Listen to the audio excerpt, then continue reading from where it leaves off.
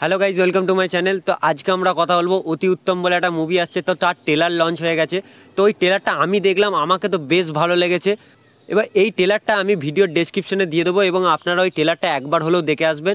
আর যদি দেখে থাকেন কমেন্ট বক্সে জানাবেন। তো আমি এই ট্রেলারটা দেখার জন্য কেন বলছি, কারণ আমরা এখানে মহানায়ক, বাংলার মহানায়ক উত্তম কুমারকে আমরা আবার বড় স্ক্রিনে দেখতে যাচ্ছি এবং কালারিংয়ে।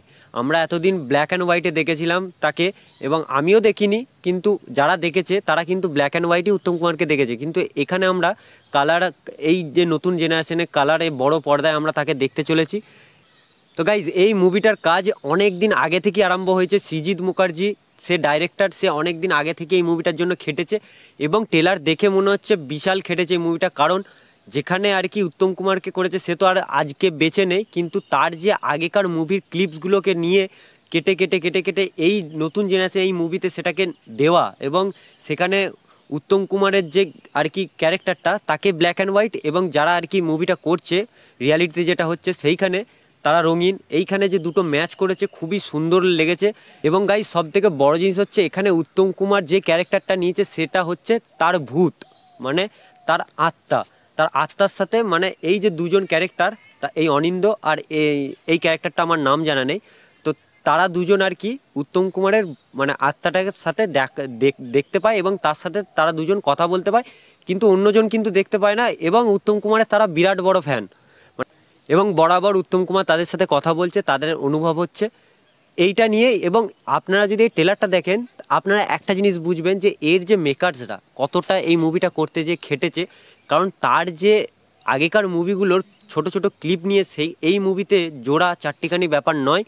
আর এটা জন্য অনেক খাটতে হয়, অনেক খাটতে হয়, যেহেতু একটু একটু সিন, যেমন আমরা আজকে কথা বলছি, সেই কথা বলতে বলতে সেই জিনিসগুলোকে হয়তো আগে হয়ে যাওয়া সেই কথাগুলোর সাথে এখনকার কথাগুলো জুড়ে সেটাকে করা খুবই চাপ, এবং সেই এর মেকারসরা সেই জিনিসটা করেছে।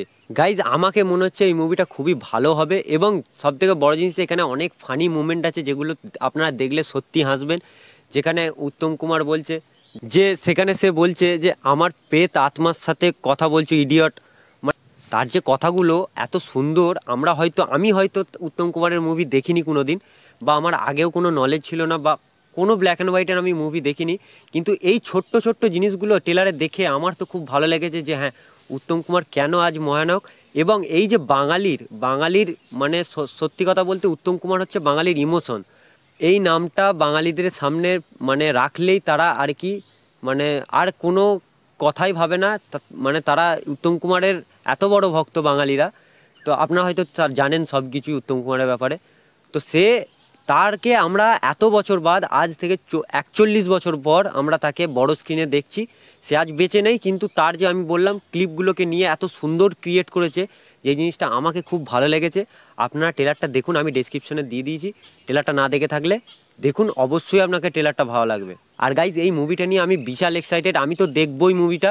আপনাদেরকেও রিকমেন্ড করছি, আপনারা যখন রিলিজ হবে অবশ্যই এই মুভিটা দেখবেন। খুবই একটা ভালো কাজ করেছে সৃজিত মুখার্জি। গাইজ, এই ছিল আমার ছোট্ট একটা ট্রেলার রিভিউ। তো ভিডিওটি ভালো লাগলে অবশ্যই একটি লাইক করবেন এবং চ্যানেল নতুন হলে চ্যানেলটি সাবস্ক্রাইব করে দেবেন, যাতে নতুন নতুন এরকম ভিডিও সবার আগে আপনাদের কাছে যায়।